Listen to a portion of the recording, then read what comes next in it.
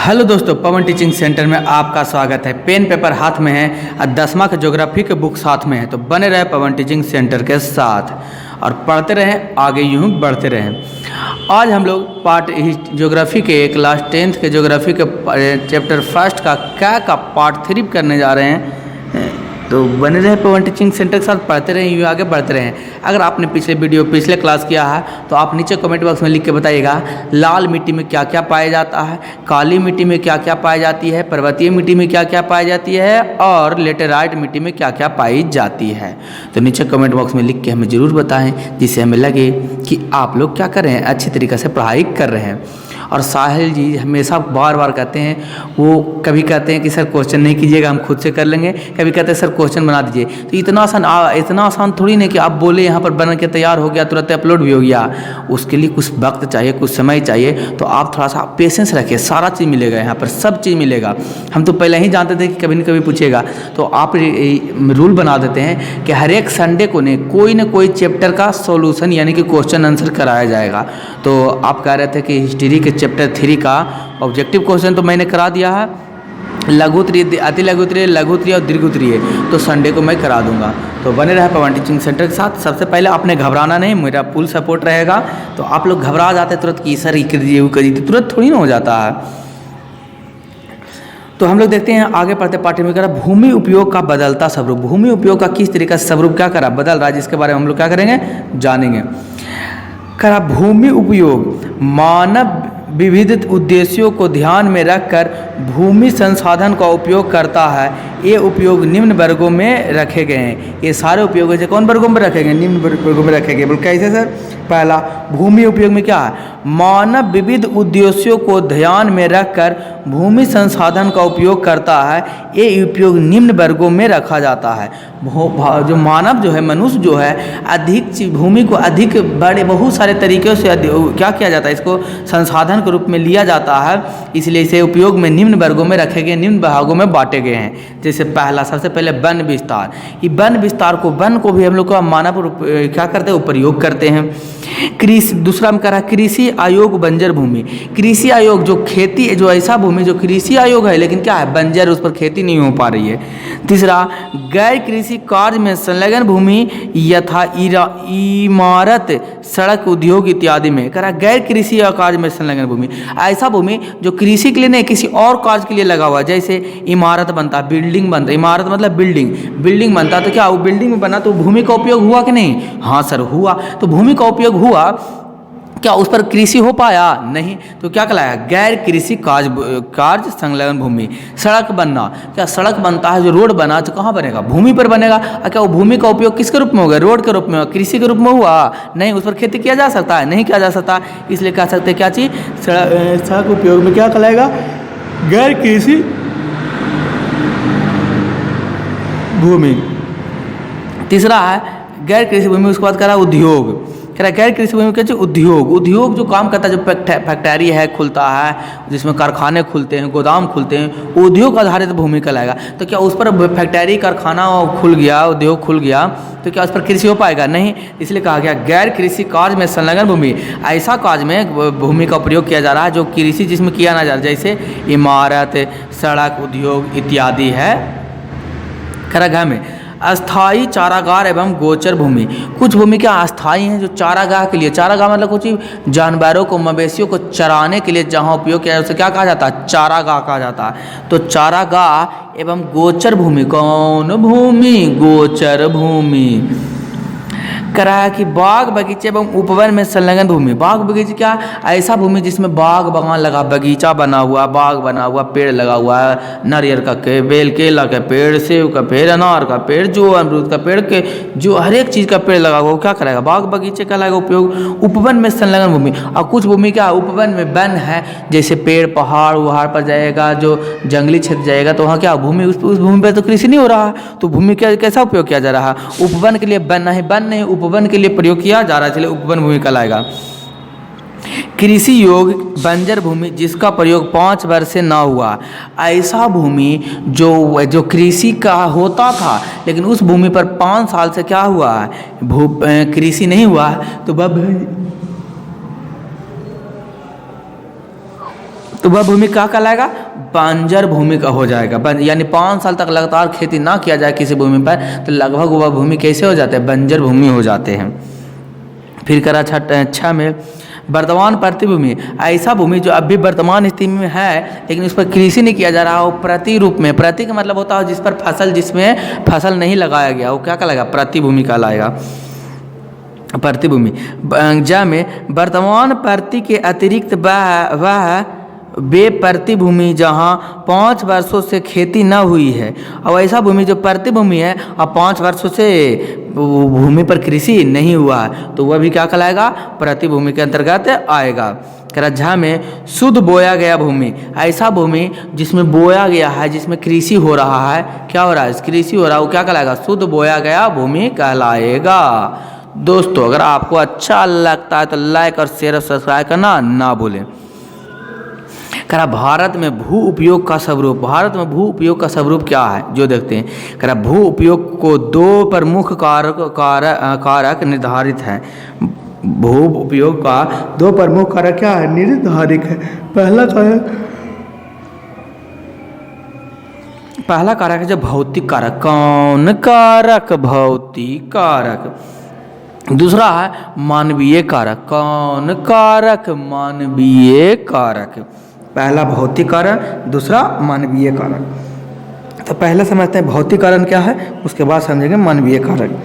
कह रहा भौतिक कारक के अंतर्गत भू आकृति, जलवायु तथा मृदा को सम्मिलित किया जाता है। कह रहा भौतिक आधार के जो जलवायु उस पर क्या चीज किया जाता है, सम्मिलित किया जाता है। कोची में, जलवायु, मृदा और सम्मिलित किया जाता है मृदा में और जलवायु पर। जो ऐसा भूमि जो मृदा के रूप में उपयोग किया जा रहा है और उस पर क्या क्या हो रहा है जो जिसके बारे में समझते हैं। कह रहा जबकि मानवीय, कौन भी मानवीय कारकों के अंतर्गत, कौनगत अंतर्गत जनसंख्या, कौन खया जनसंख्या, धनत्व, प्रौद्योगिक क्षमता, कौन मत्ता प्रौद्योगिक क्षमता, संस्कृति, कौन कृति संस्कृति, एवं परंपरा इत्यादि शामिल हैं। यहाँ पर क्या चाहिए, एवं परंपरा इत्यादि सारे चीज़ें क्या हैं, शामिल हैं। परंपरागत तरीके से और बहुत सारी चीज़ शामिल इसमें हैं। तो देखते हैं हम लोग क्या है, परंपरागत है, इत्यादि तरीके से क्या क्या है जिसके बारे में हम लोग क्या करते हैं, जानते हैं और समझने का प्रयास करते हैं।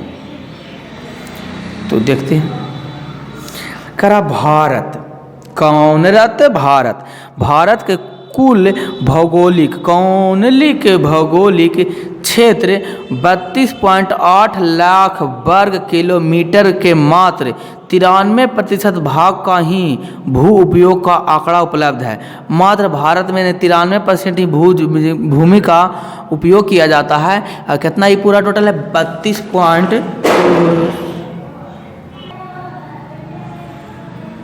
बुक नीचे गिर गया था। तो देखते हैं भू उपयोग का आंकड़ा उपलब्ध है। जम्मू कश्मीर में, कौन कश्मीर, जम्मू कश्मीर में पाक अधिकृत क्षेत्र तथा चीन अधिकृत भूभाग उपयोग सर्वेक्षण नहीं हो पाया है। जम्मू कश्मीर में, जम्मू कश्मीर के जो है पाक, जो जम्मू कश्मीर में पाक, पाकिस्तान पीओके जिसको कहते हैं, अधिकृत किया हुआ है, चाइना अधिकृत किया हुआ, उस भूभाग को सर्वेक्षण में नहीं लाया गया है। करा भारत के, कौनरत भारत, भारत के भूभाग को, उसके भूभाग, भारत के भूभाग को चित्र 1.8 में देखा जा सकता है। इस चित्र में वर्ष 1960 से 61 एवं 2002 से 3 के भूमि का उपयोग दिखाया गया कि किस तरीके से भूमि का उपयोग किया गया है। मैं आपको जूम थोड़ा कर देता हूँ और समझाने का इसमें प्रयास कर देता हूँ। थोड़ा थोड़ा दिखाई दे रहा होगा, नहीं दिखाई रहा समझिएगा, हम बताते हैं। यहाँ लिखा हुआ 45.20% करा 1960 से 61 के बीच में जो है आंकड़ा दिया हुआ है 45.20 कर रहा है। ये क्या है, ये है ग्राम क्षेत्र है, बंजर भूमि है। 18.11%, 18.11%, 12.1%, इतना परसेंट। इस सारा क्या ग्राफ के रूप में क्या किया हुआ, दिया हुआ कि इतना परसेंट भूमि का उपयोग कहाँ कहाँ किया जा रहा है, जो हम लोग नीचे यहाँ पर क्या करते हैं, पढ़ते हैं, देखते हैं, समझते हैं। हम लोग क्या करते हैं, कौन समझते हैं, समझते हैं। कह रहा भारत पशुधन के मामले में विश्व के अग्रणी देशों में शामिल किया जाता है। कह रहा भारत पशुधन के मामले में समझ रहे हैं कि पशु के उपयोग करने में, पशु के पालन पोषण करने में अग्रणी सबसे अधिक है, विश्व में शामिल किया जाता है। किंतु अस्थायी चारागाह के लिए बहुत कम भूमि उपलब्ध है। तो बहुत कम भूमि उपलब्ध है मतलब सर समझे नहीं, हम कहें कि अगर आप जानवर पाल रहे हैं, क्या पाल रहे हैं, जानवर पाल रहे हैं, पशु पाल रहे हैं, तो उसके लिए क्या चीज़ की आवश्यकता चाहिए, चारागाह मतलब कुछ मान लीजिए 4 गो यहाँ पर क्या जानवर को पाले हुए हैं, तो इसको चराने के लिए क्या है, चराने के लिए ज़मीन परती भूमि चाहिए जिसमें घास होना चाहिए, ये क्या कहलाएगा, चारागाह कहलाएगा। तो भारत में सबसे अग्रणी देश है पशुपालन में, लेकिन भूमि परती में क्या है, भूमि चारागाह में सबसे कम उपलब्ध है। यहाँ बहुत ही कम उपलब्ध ज़मीन है। जहाँ पर देखते होंगे क्या होता, आप अगर गाँव के इलाके को होंगे नहीं तो देखते होंगे ज़मीन पर चराने के लिए जाता है जानवर को, तो उसके खेत में घुस गया, उससे लड़ाई झगड़ा हो गया, लठौई हो गया, उसके किसी के खेत में किसी का फसल को खा गया, लाठी हो गया। अब ये लाठी मारा मारी कब नहीं होता, जब यहाँ पर परती ज़मीन होता, भूमि होता, पशुधन होता, चारागाह होता, जहाँ पर जाके लोग आराम से फील्ड रहता, वहाँ पर चरा सकते थे, तो क्या इसमें मारा पिटी होता, नहीं। इस कारण चारागाह क्या चीज़ होते जा रहे हैं धीरे धीरे, और जो हल्का फल्का थे परती भूमि है, सरकारी ज़मीन है, वहाँ पर चराते हैं, वो भी धीरे धीरे खत्म होते जा रहे हैं।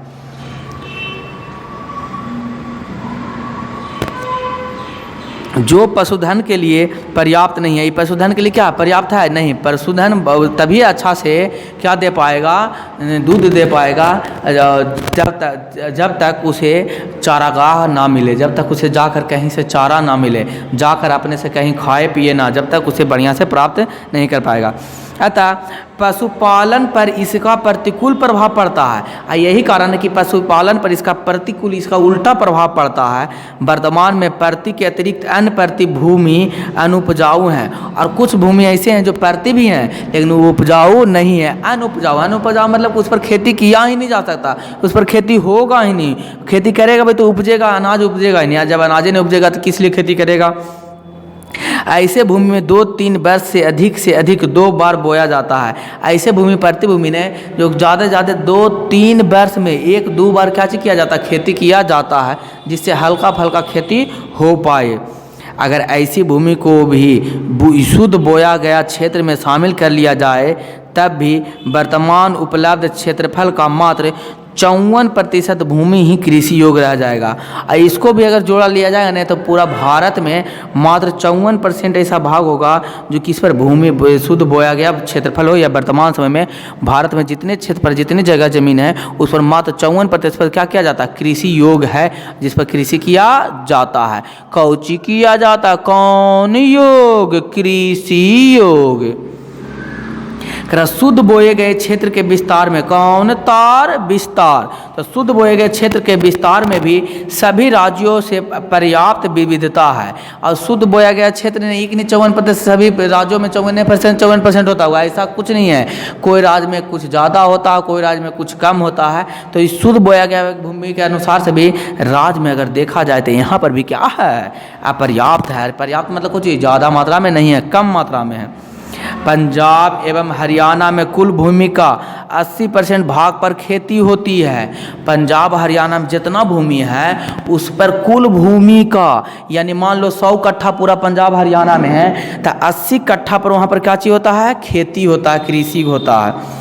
जबकि अरुणाचल प्रदेश, मिजोरम, मणिपुर, अरुणाचल प्रदेश कौन प्रदेश, कौन चल, अरुणाचल, कौन देश, प्रदेश, अरुणाचल प्रदेश, कौन जोरम, मिजोरम, कौन पुर, मणिपुर, एवं कौन बार, अंडमान निकोबार द्वीप समूह में 10% से भी कम क्षेत्र पर खेती होती है। ये सारे जगह पर 10% से भी क्या होती है, कम खेती होती है। किसी भी देश में पर्यावरण संतुलित रखने के लिए उसके क्षेत्र के 33% भूमि भाग पर विस्तार संचित होना चाहिए। ध्यान देने योग्य बात, कौन बाजी, ध्यान देने योग्य बात। क्वेश्चन पूछेगा कि वह कोई भी देश हो उसमें पर्यावरण संतुलित रखने के लिए कितने % पर भाग पर भूमि पर वन होना चाहिए, तो 33% भूमि भाग पर वन होना चाहिए। वो किसी देश हो, भारत हो, इजराइल हो, पाकिस्तान हो, अमेरिका हो, चीन हो, जापान हो, रसिया हो, बुल्गारिया हो, काजाकिस्तान, अफगानिस्तान, तुर्कमेनिस्तान, उज्बेकिस्तान, कोई भी तान हो, सभी पर कम से कम कितना होना चाहिए? 30% भूमि भाग पर क्या है? वन है। तभी वह देश है जो पर्यावरण से का क्या होगा? समतुल बनाए रखेगा। अगर इससे कम है तो समतुल बनाए नहीं रखेगा, ग्लोबल वार्मिंग का खतरा बढ़ता चला जाएगा। अब कहेगा सर इससे ज़्यादा रहेगा, तो ज़्यादा रहेगा तो और अच्छा है, मौसम बहुत अच्छा रहेगा, सुहाना रहेगा। तो ध्यान देने याद रखेगा कि अगर पर्यावरण को संतुलित रखने के लिए कोई किसी भी देश हो तो उसके भूभाग पर कितना होना चाहिए? ज़मीन पर क्या होना चाहिए? कृषि वन होना चाहिए। तो 33% भूभाग पर करा। इस निर्धारित सीमा को हासिल करने के लिए राष्ट्रीय वन नीति 1952 भी बनाया गया है। करा इसको बनाने के लिए हासिल करने के लिए राष्ट्रीय वन नीति, कौन वन नीति? राष्ट्रीय वन नीति कब आया था? 1952 में। वो कहा गया था कि 33% भूभाग पर क्या होना चाहिए? जमीन वन होना चाहिए। पर आज भी मात्र 20% भूभाग पर ही विस्तारित किया जा सका है, और होना चाहिए 33% भूभाग पर।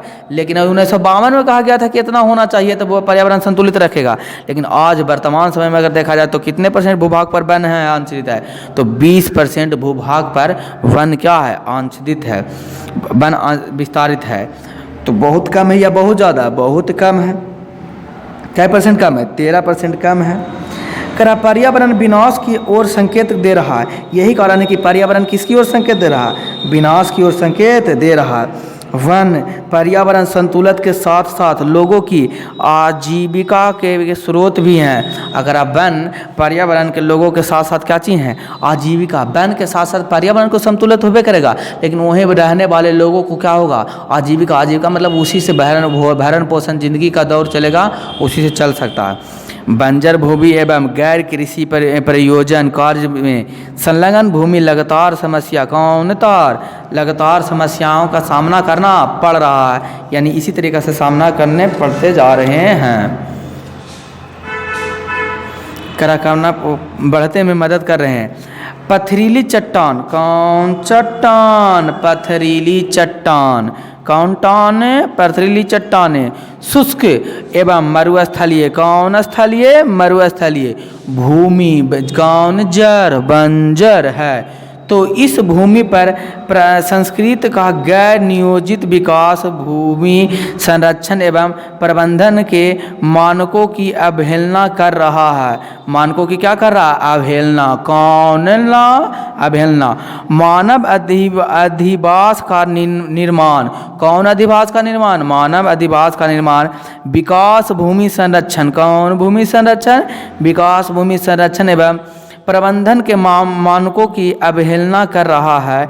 मानव अधिवास, कौन वास? अधिवास का निर्माण, अधिवास का निर्माण। संचार साधन, रेल सड़क का विकास, उद्योग धंधे की स्थापना, उत्सर्जित पदार्थों का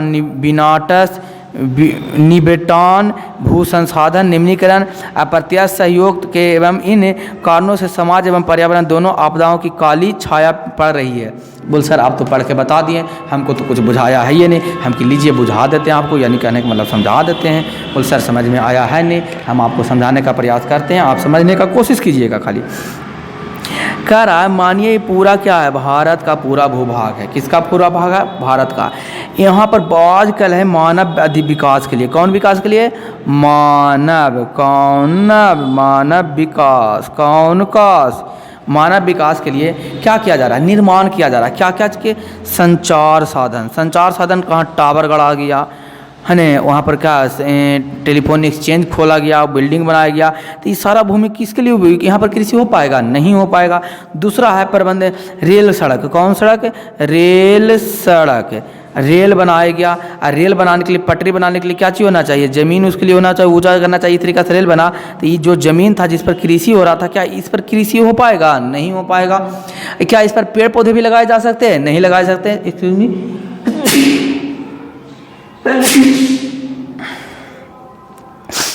नहीं लगाए जा सकते हैं। किस पर लगाए जा सकते हैं? नहीं लगाए जा सकते हैं। क्या नहीं किए जा सकते हैं जी? लगाए नहीं जा सकते हैं। तो पेड़ पौधे क्या यहाँ ना तो ये कृषि योग हुआ और नहीं क्या चीज हो गया, इस पर कृषि हुआ नहीं वन आच्छादित हुआ। तो हुआ क्या, किस लिए बनाया गया था, मानव के विकास के लिए, सड़क रेल मार्ग के लिए कि आसानी से जल्दी से पहुँच पाए। उसी प्रकार से यहाँ पर मान लीजिए यहाँ पर सड़क खोल दिया गया, बनाया गया सड़क। अब सड़क बनाया गया तो पहले इस पर जो कृषि हो रहा था वो परती होगा तो कृषि होता होगा। जब कृषि होता होगा तो इस पर कृषि योग भूमि है, ज़मीन है, जो कृषि योग भूमि है, ज़मीन है, तो क्या चीज़ अब हो गया, ये कृषि योग जमीन है, कृषि योग भूमि है। तो इस भूमि पर क्या हुआ, तो बताते हैं क्या हुआ जो देते हैं। तभी जमीन है, भूमि पर हुआ क्या चीज़, ये सड़क बना दिया। अब क्या सड़क पर क्या लगाया गया, सड़क पर कृषि होगा नहीं होगा, क्या इस पर वन लगाए जा सकते हैं, नहीं लगा सकते। अब देखो सर करगी तो वन लगा दे सकते हैं, तो करगी तो सरकार द्वारा वन लगाया ही जाता है। लेकिन आप लोग देखते हैं दो चार गो जो बड़े बड़े होशियार व्यक्ति हैं वो जाके कबाड़ देगा, तोड़ देगा, इसको छोड़ देगा, और जानवरों में से जाके चारागाह तो है इसको खिलवा देगा, हो गया पेड़ लग गया, पेड़ हो गया, तो ये भी चला गया। उसके लिए उद्योग के विकास के लिए कारखाने चाहिए। मानिए कि इतना भाग पर कारखाना खोला गया, तो कारखाना खोला गया तो किसके लिए, मानव के विकास के लिए, मानव के सुविधा के लिए खोला गया कारखाना। तो इस पर भी क्या कृषि हो पाएगा, नहीं, ना तो कृषि हो पाएगा और नहीं तो क्या वन विकास किया जा सकता है। तो ये दोनों भी खत्म हो गया। उसी प्रकार से एक और इस सारे चीज़ के लिए नहीं क्या हो रहे हैं, एक तो वन की कटाई हो रहा है, कृषि भी नहीं हो रहा, उसके बाद भी ये चलेगा तो इससे क्या निकलेगा, बिजली चलेगा, बिजली चले, पेट्रोल चले, बिजली भी चलेगा तो धुआं निकलेगा। सर बिजली चलेगा तो धुआं कैसे निकलेगा, क्योंकि बिजली बनाने के लिए भारत में किसका उपयोग किया जाता है, कोयला का। कोयला जलेगा तो क्या होगा, धुआं होगा। तो धुआं तो हुआ कि नहीं हुआ, पर्यावरण, तो धुआं यहाँ से भी निकला, यहाँ से भी सड़क पर रोड पर चल रहा है, गाड़ी चल रहा है, कार मोटर, उससे भी धुआं निकल रहा है। यहाँ से कार्बन डाइऑक्साइड निकल रहा है, कार्बन डाइऑक्साइड और कार्बन मोनोऑक्साइड। यहाँ उद्योग कंपनी में भी कार्बन डाइऑक्साइड निकल रहा है, कार्बन मोनोऑक्साइड निकल रहा है। तो जहाँ जहाँ भाग पर कार्बन डाइऑक्साइड मोनोऑक्साइड का क्या पेड़ द्वारा शोषण किया जा रहा था, अब पेड़ और पौधे को न रहने के कारण वहाँ से और उत्सर्जित किया जा रहा है कार्बन डाइऑक्साइड मोनोऑक्साइड का, तो क्या हो गया, पर्यावरण में और दूषित होगा कि पर्यावरण और बहुत अच्छा रहेगा। तो बोल सवाल आया कि सर पर्यावरण तो और दूषित होगा। जब पर्यावरण दूषित होगा तो यही तो कह रहे हैं कि यहाँ पर, और जब बादल पूरा कार्बन डाइऑक्साइड और कार्बन मोनोऑक्साइड सल्फर डाइऑक्साइड का बादल जब छाएगा, इसलिए तो कहा जा रहा है कि पर्यावरण समाज के लिए क्या चीज आ रहा है, एक आपदा के रूप में आ रहा है, आपदा के रूप में आ रहा है। ये देखिए लिखा हुआ, आपदा की काली छाया पड़ने लगी है धीरे धीरे। उम्मीद करते हैं कि आपको समझ में आया होगा। अगर आपको समझ में आया होगा तो लाइक और शेयर और सब्सक्राइब करना ना भूलें। अगर नहीं समझ में आया होगा तो आराम से आप नीचे कमेंट बॉक्स में लिख के बता सकते हैं जो बात आपको समझ में नहीं आया है। आगे चलते हैं। कह रहा भू संरक्षण और भू संरक्षण क्या है, भू क्षरण क्या है और भू संरक्षण क्या है। तो हम लोग समझ लेते हैं क्षरण क्या, संरक्षण क्या, जो हम लोग समझते हैं। तो मैंने अभी आपको समझाने का प्रयास किया, क्या चीज़ करने का प्रयास किया, समझाने का प्रयास कि पूरा मान लेते हैं ज़मीन है, यहाँ पर कृषि हो रहा था और कृषि के साथ साथ क्या वन थे, जिससे पर्यावरण को क्या चीज हो रहा था, लाभ पहुंच रहा था। लेकिन हुआ क्या, सड़क खोल गया, कौन मार्ग, सड़क मार्ग हो गया, रेल मार्ग हो गया, उद्योग हो गए और क्या हो गए, एयरपोर्ट हो गए, एयरलाइंस हो गए। इस सभी खोलने से ज़मीन का उपयोग कृषि के लिए हुआ। तो सर ज़मीन का उपयोग कृषि के लिए नहीं हुआ, तो ज़मीन का उपयोग किसके लिए हुआ, सड़क, रेल मार्ग, उद्योग और एयरपोर्ट के लिए हुआ। तो यहाँ पर ज़मीन कमा कि बढ़ा, कमा, तो कमता उसी को हम लोग क्या कहते हैं, क्षरण कहते हैं, क्षरण। तो किसका क्षरण हुआ, भूभाग का क्षरण हुआ, इसलिए क्या लिखाएगा, भू क्षरण लिखाएगा। तो इसका क्या होगा, क्षरण हास हो गया, तो यानी कि कमी आ गया, इसलिए क्या किया, भू क्षरण। कौन क्षरण, भू क्षरण। आगे समझते भू संरक्षण क्या, संरक्षण क्या है, आप समझते हैं। संरक्षण यानी कि इसको बचाना, भूभाग को कृषि लायक है, वन लायक है, उसका उपयोग कृषि में ही किया जाए और वन में ही किया जाए, तो उसको क्या करेंगे, संरक्षण करेंगे, उसको ज़मीन को बचा देंगे। बोल सर कैसे बताइए, क्या सड़क, इसका मतलब क्या कहते हैं, सड़क नहीं बनाने के लिए, एयरपोर्ट नहीं बनाने के लिए, क्या कहते हैं, सड़क मार्ग नहीं बनाने के लिए, हम कि कहते हैं। अब होगा क्या, जो देखते बताते हैं। अब माने कि इस ज़मीन पर क्या है, सड़क जा रहा बना हुआ, अब इस सड़क है तो नीचे से लाइन जा रहा है, अब दूसरा ज़मीन पर जाम लग रहा है, तो इसके लिए और चौड़ा सड़क चाहिए। तो क्या किया, इस सरकार के पास दो उपाय, पहला उपाय क्या चाहिए, इसको बगल में से और चौड़ाकरण कर दो तो बन गया, आराम से बन गया। इसका दूसरा उपाय जिसमें क्या ज़मीन का लॉस होगा कि नहीं होगा, लॉस होगा, और लोग तो चलेंगे तो जाम से तो निदान चाहिए ही। तो यहाँ पर किया जाएगा, अब सरकार के पास दूसरा ऑप्शन कुछ, इस पर पुल बना दे, यहाँ पिलर दे दे, यहाँ पिलर दे दे, यहाँ देखे, और ओवर ब्रिज एक इसके ऊपर बना दे, तो नीचे भी रास्ता हो गया, इसके ऊपर भी रास्ता हो गया। तो इस जमीन का उपयोग बचा कि नहीं बचा, इसी जमीन पर बचा। तो इसी को तो क्या कहेगा, भू संरक्षण हुआ। कौन संरक्षण हुआ, भू संरक्षण, यानी कि ज़मीन को बचाया गया। ये रोड पर देख आप लोग देख रहे हो, अभी हर एक जगह यही बनाया जा रहा है, सड़क के ऊपर भी सड़क बनाया जा रहा है। उसी प्रकार से रेल मार्ग में भी क्या किया जा सकता है, रेल पर उसी प्रकार से पुल बना कर रेल के ऊपर ही क्या बना दे, रेल बन जाए, या तो उसको डबल डेक्ट रेल बना दे। यानी कि कहने का मतलब डबल डेक्ट रेल का मतलब कुछ ही, जैसे सिंगल चलता है, डबल डेक्ट मतलब 2 तल्ला, 1 तल्ला रेल होता है, 2 तल्ला भी रेल होता है, बना दिया जाए। तो उम्मीद करते हैं कि आपको समझ में आया होगा हेडिंग भू क्षरण क्या है और भू संरक्षण क्या है। भूमि के कम उपयोग, यानी कि उपयोग उसको कम जगह पर ज़्यादा उपयोग में लाना, यानी कि भूमि को बचाना, हाथ से कृषि योग्य बनाना, और क्या चीज़ बनाना, वन योग बनाना। उस क्षरण बनेगा, जो उसका उपयोग उद्योग में करेंगे, रेल में करेंगे तो क्षरण होगा, और उसको उस जगह पर रेल और सड़क को छोड़ के कृषि ही करेंगे, और क्या करेंगे, और रेल मार्ग का उपयोग ना करके वन का उपयोग करेंगे, वो क्या करेगा, भू संरक्षण करेगा। तो वीडियो ना बड़ा हो जाए इसलिए आज भर इतना ही रह देते हैं। दोस्तों अगर आप वीडियो को अच्छा लगा तो लाइक और शेयर और सब्सक्राइब करना ना भूलें। अंत में मैं यही कहूँगा, छोटे को प्यार करें, बड़े को सम्मान करें, अपना व्यक्तित्व इस तरीके से कायम रखें कि आपके साथ स्त्री भी सुरक्षित महसूस कर सके। तो बने रहे पवन टीचिंग सेंटर के साथ, पढ़ते रहें, यूँ आगे बढ़ते रहें। अंत तक आपका वीडियो देखने के लिए धन्यवाद।